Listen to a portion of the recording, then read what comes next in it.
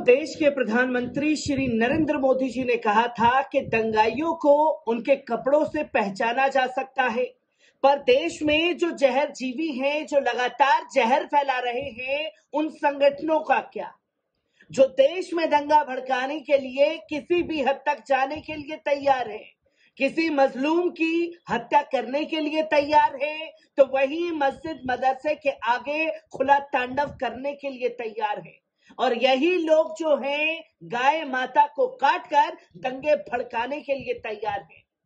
ऐसे जहर जीवियों पर कब लगाम लगाई जाएगी, देश के प्रधानमंत्री जी को भी सोचने की जरूरत है, क्योंकि उत्तर प्रदेश के आगरा से एक ऐसा ही हैरान कर देने वाला मामला सामने आया है, जहां हिंदू महासभा ने रिजवान और शानू को फंसाने के लिए गौवंश करवाया, जो कि तस्वीरें लोगों के सामने आई।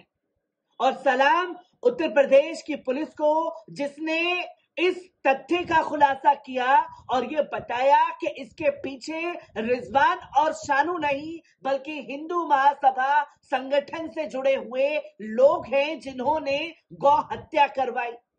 अब जब ये गौ हत्या करवाई है, जो सड़कों पर खुले सांड की तरह किसी भी मुसलमान को गाय के नाम पर हत्या करने के लिए तैयार हैं, अब वो लोग कहां हैं?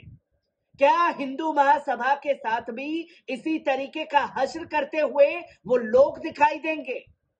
और क्या जब उत्तर प्रदेश में इतनी बड़ी साजिश रची गई है, तो क्या सीएम योगी आदित्यनाथ जी इन लोगों के ऊपर यूएपीए लगाने का काम करेंगे? क्या बुलडोजर से इनके घरों को जमींदोज किया जाएगा, जो कि अपराधियों को सजा देने के लिए हर बार उत्तर प्रदेश योगी सरकार यही करती हुई दिखाई देती है?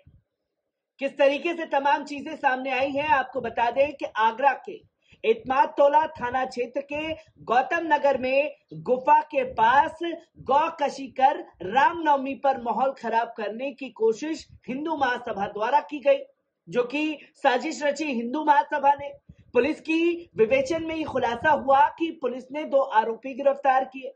पुलिस ने बताया कि साजिश अखिल भारत हिंदू महासभा के पदाधिकारियों ने की थी। मैं दोबारा इस लाइन को कोट करके आपके सामने रखूंगा, जो कि कान खोल करके तमाम लोगों को सुनने की जरूरत है। जहां पुलिस ने इस साजिश का खुलासा किया और बताया कि अखिल भारत हिंदू महासभा के पदाधिकारियों ने गाय की हत्या की है। एक गुट दूसरे गुट को फंसाना चाहता था। पुलिस ने महासभा के राष्ट्रीय प्रवक्ता संजय जाट को मुख्य साजिशकर्ता बताया। कार्यकर्ता भी साजिश में शामिल था। रामनवमी पर दरअसल हुआ कि गौकशी की वारदात हुई, गौमांस बरामद हुआ।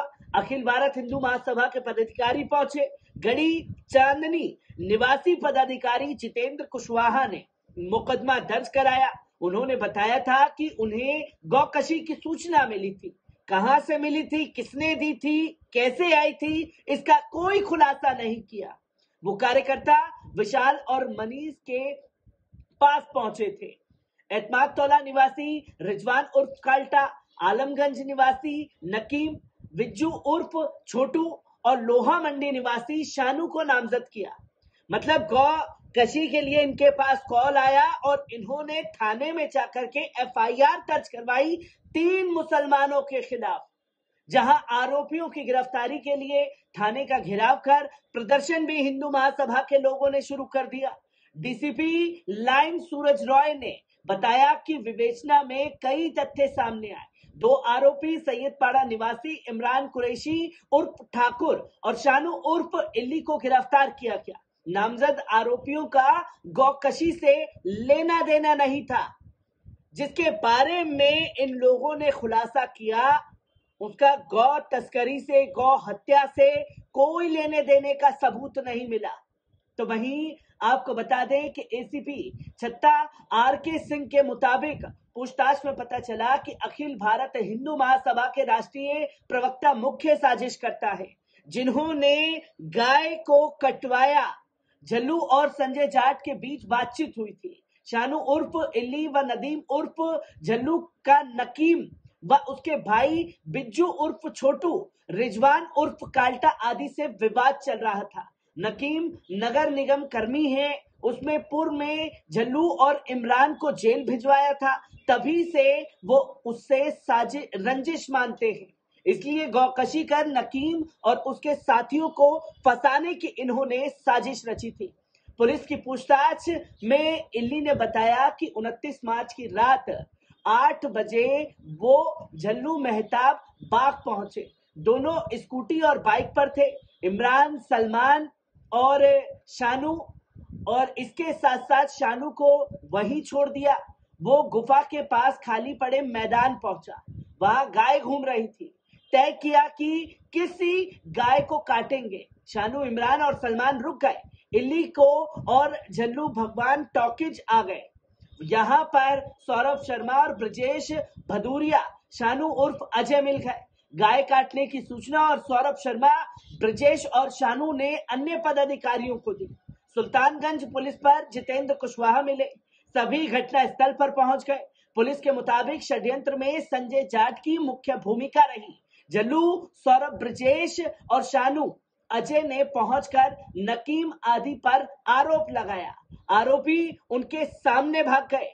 एसपी छत्ता ने बताया कि सबसे पहले जितेंद्र कुशवाहा से पूछताछ की।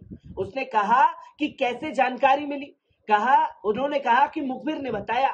इस पर मुखबिर का नाम बताने के लिए कहा तो उन्होंने झल्लू का नाम लिया। पड़ताल में जानकारी मिली कि दोनों के बीच कोई बातचीत नहीं हुई थी।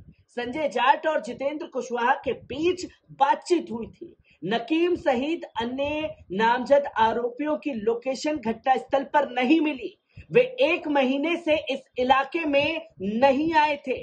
अखिल भारत हिंदू महासभा के राष्ट्रीय प्रवक्ता संजय जाट ने बताया कि मुझे और पदाधिकारियों को षड्यंत्र करके फंसाया गया है। जब साजिश रचने वालों के ऊपर नकेल कसी पुलिस ने, तो ये तमाम तरीके की बातें करते हुए दिखाई दी। और सोचिए कितने कुख्यात और मास्टरमाइंड लोग हैं ये लोग, के दंगा भड़काने के लिए किसी भी हद तक जाने के लिए तैयार हैं। जिनका गाय माता के नाम पर राग अलापते हैं, उनकी हत्या करने से भी ये लोग बाज नहीं आते। तो वहीं आपको बता दें कि तमाम लोगों ने इस पर अपनी सख्त प्रतिक्रिया दी।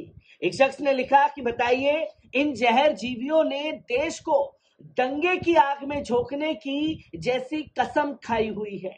नफरत में जल भुनकर कोयला बने जा रहे ये गैंग इस देश के आपसी सद्भाव को तहस नहस करने के लिए किसी भी हद तक जा सकती है। देश के खिलाफ असल अपराध इसे कहते हैं और इन पर कम से कम यूएपीए जैसे मुकदमे लगने चाहिए, जिसकी तस्वीरें लोगों के सामने आए। और ठीक इसी तरीके से पिछले रमजान के दौरान जो है अयोध्या में भी माहौल खराब करने की कोशिश की गई, जहां मस्जिद के आगे जो है मांस के टुकड़े फेंके गए और मुस्लिम टोपी और तमाम तरीके से वेशभूषा लेकर के मुसलमान जैसा दिखते हुए इन लोगों ने घटना को अंजाम दिया। और जब पुलिस ने इन्हें पकड़ा तो तमाम हिंदूवादी संगठन से जुड़े हुए ये लोग दिखाई दिए। और असल में इन जहर जीवियों के ऊपर नकेल कसना जरूरी है, जो देश का माहौल लगातार खराब करते हुए दिखाई दे रहे हैं। हर एक तस्वीर को आपके साथ रूबरू कराता रहूंगा। दीजिए इजाजत, शुक्रिया।